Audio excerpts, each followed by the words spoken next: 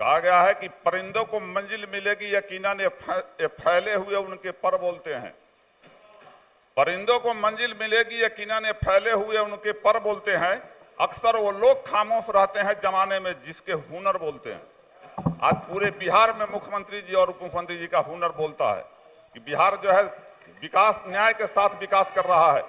लेकिन आज फिर देखिए अध्यक्ष महोदय, एक तरफ जहां हम गांव के विकास की बात करते, एक तरफ जहां हम कहते हैं कि भारत की आत्मा गांव में बसती है, आदरणीय प्रधानमंत्री जी ने क्या कहा है दैनिक पत्रिका में मैं देखा हूं कि शहर ही भारत के भाग्य का निर्धारण करेगा। शहर का विकास चाहता है ये लोग, गांव का विकास नहीं चाहता। लेकिन मैं देखता हूं कि आज गांव के जिस गली में चले जाइए आज सड़कें चकाचक मिलती है। शहर का जैसा स्थिति आज माननीय मुख्यमंत्री जी के नेतृत्व में गांव में दिखाई देता है। हर जगह बिजली और पानी का सुविधा हो रहा है। यहां तक कि कूड़ा जो जमा करती थी हमारी मां बहन जाकर के, जिसको कहते थे कि हम राख का ढेर लगता था, उसको भी उठाने का व्यवस्था किया गया है और स्वच्छ गांव का निर्माण किया जा रहा है। तो बोलते हैं शहर की बात करते हैं ये लोग, लगता है कि गांव से इनका कोई नाता रिश्ता नहीं है और केवल शहर से मतलब रखते हैं। आज जो स्थिति है शिक्षा का, हमको लगता है कि बजट में 40 करोड़ से ऊपर जो है शिक्षा पर खर्चा हो रहा है। पहले जो है क्या स्थिति था, आज हर जगह जो है हर पंचायत में उच्च विद्यालय खुल गया, अधिकतर पंचायत में 10+2 का विद्यालय बन गया ताकि गांव में गरीब की महिलाएं और गरीब का बेटा भी उच्च शिक्षा प्राप्त कर सके। और उसके लिए आगे जो महाशिक्षक की थोड़ा कमी है, शिक्षक का बहाली भी हो रहा है, उसको भी पूरा किया जाएगा।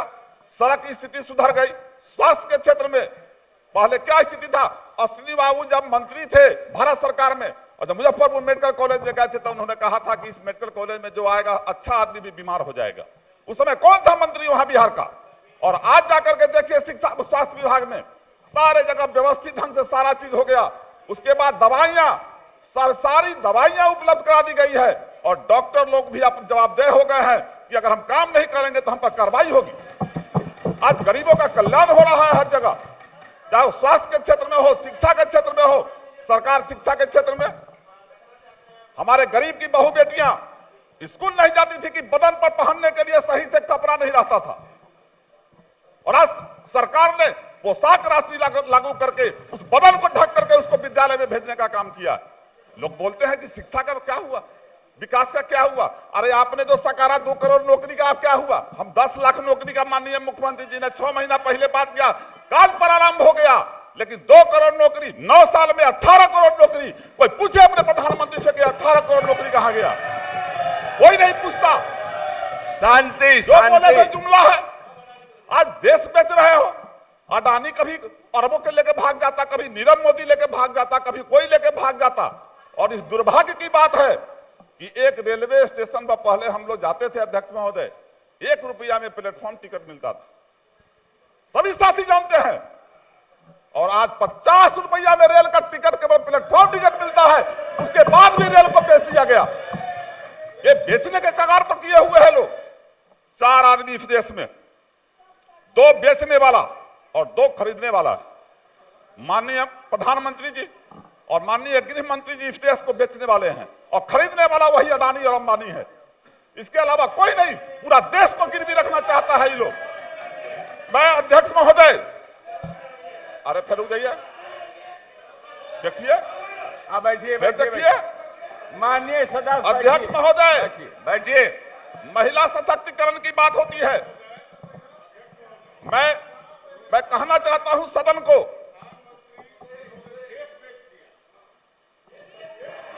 देखिए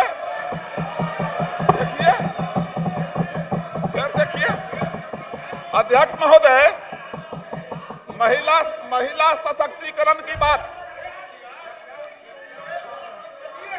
मिर्चाई लग गया। तो माननीय सदस्य, उनके भाव को आप समझिए, भावना को ना समझिए।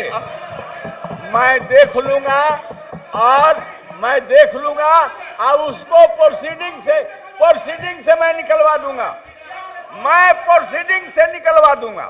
अध्यक्ष महोदय, हो गया, मैं निकलवा दूंगा। अध्यक्ष महोदय, महिला वो प्रोसीडिंग से निकाल दीजिए।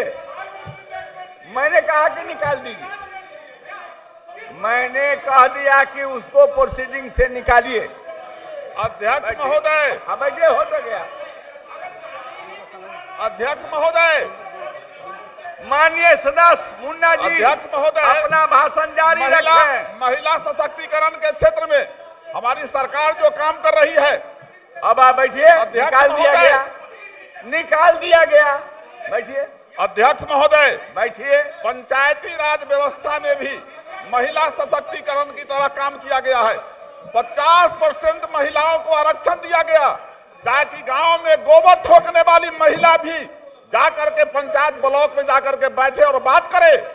और जैसा कि मुख्यमंत्री जी ने भी कहा है कि अब गांव की महिलाएं भी अंग्रेजी में भी बोलती है। पहले हमारी माँ बहन घूंघट निकाल करके बाहर निकलती, घूंघट डाल के निकलती थी, आज वो भी कहीं खड़ा होकर किसी से बात करने के तैयार होती है। ये हमारी सरकार की उपलब्धि है, जिसने 50% आरक्षण दिया। अध्यक्ष महोदय, सरकारी नौकरियों में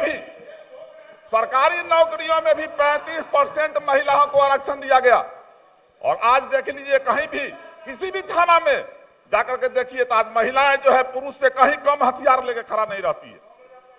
आज भी कहीं कहीं तो थाना अच्छा से चलाती है। तो ये महिला सशक्तिकरण है जो माननीय मुख्यमंत्री जी ने कहा है। और महिलाओं के विकास के लिए अनुसूचित जाति, अनुसूचित जनजाति, पिछड़ा अति पिछड़ा के लिए मुख्यमंत्री उद्यमी योजना लागू किए। आज उसका नतीजा है कि गरीब का बेटा भी उद्यमी योजना में फॉर्म भर के पढ़ लिख करके 10 लाख रुपया जो है सरकार के द्वारा दिया जाता है।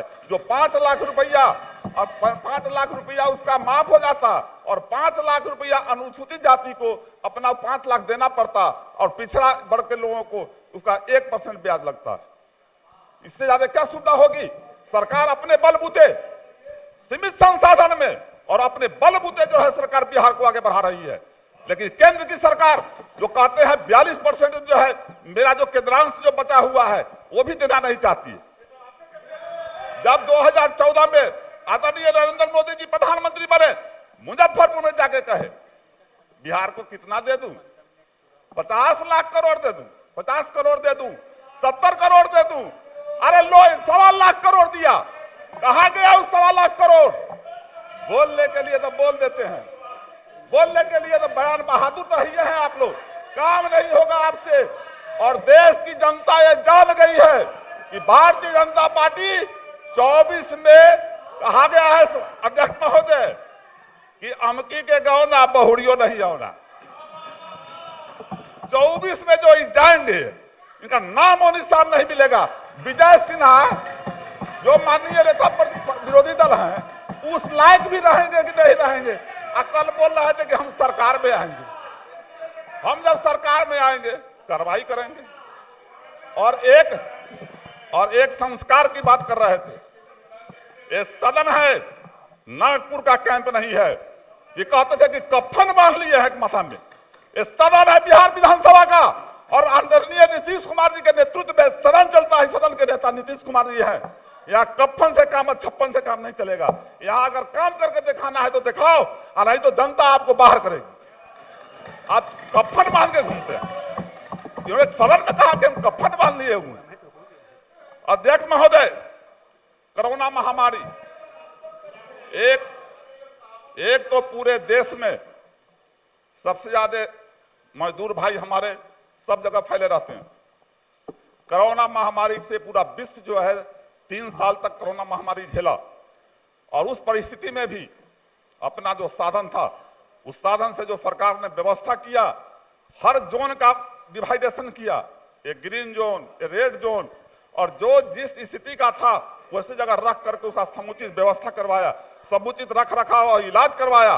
और यहां तक कोरोना से जो मरे उनके परिजन को सहायता राशि भी दिया। मैं इसके लिए मैं तमाम कोरोना पीड़ित परिवार के लोगों की तरफ से माननीय मुख्यमंत्री जी को बधाई देता हूं। अध्यक्ष महोदय, माननीय सदस्य, आपका 15 मिनट खत्म हो गया। नहीं, हमारा 4 मिनट तक खा गया है लोग। अध्यक्ष महोदय, अन्य माननीय सदस्यों को भी बोलना है। शराबबंदी कानून हम सब लोग क्रिया खाए थे। आप बैठिए, हम सभी लोग कसम खाए थे। सदस्य आप बैठिए, हाँ बैठिए। शराबबंदी कानून अगर लागू हुआ है, आज जाके देखिए समाज में शांति है। कौन सदस्य कहता है अगर हम लोग जाते थे क्षेत्र में तो डर लगता था कि कहां कौन पी करके अनाप शनाप बोल देगा। आज किसी की हैसियत नहीं है कि कोई रोड पर पी करके डगमगाता हुआ दिखाई दे। राइट। अध्यक्ष महोदय, अपराध नियंत्रण के क्षेत्र में भी सरकार ने जो 112 नंबर जो करवाया है, 15 से 20 मिनट में गांव के किसी भी कोना में वो गाड़ी पहुंचता है वहां। और उसके लिए भी सरकार ने 10,459 नवनियुक्त पुलिसकर्मियों की बहाली भी की है और आगे भी करने की तैयारी है। कृषि के क्षेत्र में भी सर्वांगीण विकास किया गया है। अध्यक्ष महोदय, जल जीवन हरियाली योजना, अध्यक्ष महोदय, अब उनका जल जीवन हरियाली योजना के तहत भी सरकार ने सराहनीय कार्य किया है। नेता दिए हुए हैं, एक चीज मैं और बताना चाहता हूं अध्यक्ष महोदय, मुख्यमंत्री आवास जीर्णोद्धार योजना के तहत जिस गरीब का घर अधूरा है, जिस गरीब का घर पहले जो बना जो जर्जर है, आज सरकार उसको भी 50,000 रुपए दे रही है, ताकि गरीब की ये सरकार गरीब की बात करती। अल्पसंख्यक समाज के लिए भी सरकार ने 635.90 करोड़ रुपया का अलॉटमेंट किया है। सारे कब्रिस्तान घेराबंदी हो रहे हैं, सारे मदरसे जो सरकारी है उसमें बहालियां हो रही है। अध्यक्ष महोदय, लास्ट में मैं यही कहूंगा, देखो राहत इंदौरी साहब का शेर हमको याद आ गया, तुम लिख दिए। कहिए। अगर खिलाफ है होने दो जान थोड़े ही है। अगर खिलाफ है होने दो जान थोड़े ही है। ये धुआं है कोई आसमान थोड़े ही है। सभी का खून शामिल है यहाँ की मिट्टी में, सभी का खून शामिल है यहाँ की मिट्टी में। किसी के बाप का हिंदुस्तान थोड़े ही है। जय हिंद, जय भारत। माननीय श्री